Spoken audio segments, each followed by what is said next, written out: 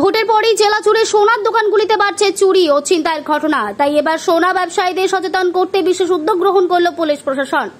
পশ্চিম মেদিনীপুর জেলার নারায়ণগড় থানা এলাকায় সকল সোনা ব্যবসায়ীদের ডেকে সচেতন করল নারায়ণগড় থানার পুলিশ। এদিন নারায়ণগড় থানা চত্বরে একটি বৈঠকের মধ্যে দিয়ে সকলকে সচেতন করা হয়। পাশাপাশি দোকানে লাগানো সিসি ক্যামেরা ভালোভাবে কাজ করছে কিনা সেই বিষয়েও কিন্তু দেখভাল করতে বলা হয় ব্যবসায়ীদের। আর সেই চিত্র কিন্তু আমরা চ্যানেল 24 নামের পর্দায় সরাসরি দেখাচ্ছে। পুলিশ জানাচ্ছে নারায়ণগড় থানা এলাকা যাতে এরকম কোনো অপ্রীতিকর ঘটনা না ঘটে, তার কারণে কিন্তু এর আগেও ব্যবসায়ীদের সাবধান করা হয়েছে। এই এলাকায় সোনা ব্যবসায়ীদের সচেতন করতে আজকেও কিন্তু এই বৈঠক করা হয়েছে।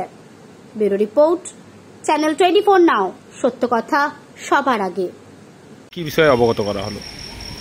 আমাদের সোনা ব্যবসায়ীদেরকে সাবধানতা অবলম্বনের জন্য ডাকা হয়েছিল। বড়বাবু আমাদেরকে দেখে সব কিছু সাবধানতা অবলম্বন করলেন, এই জন্য এসেছিলাম।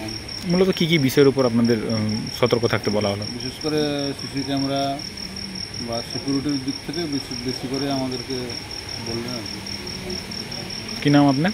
প্রশান্ত শেখর জানা। কোথায় দোকান আছে? নানগড় বাজার। সেই কসবা থানা থেকে 200 মিটার দূরে আমার দোকানের নাম রঘুনাথ জুয়েলার্স।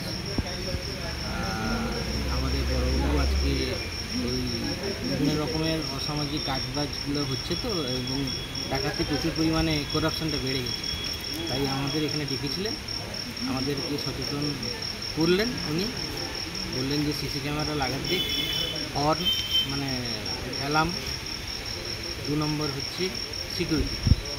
এছাড়া ওনারা প্যাট্রোলিং করে আমাদের সমস্যা সমাধান করার চেষ্টা করবেন, এবং সবচেয়ে বেশি অ্যালার্ট করলেন যে নিজেদেরকে একটু সচেতনভাবে থাকতে, যাতে এই অবাঞ্ছিত ঘটনাগুলো না ঘটে। আপনার নাম? নবকৃষ্ণ রানা, রঘুনাথ জুয়েলার্স।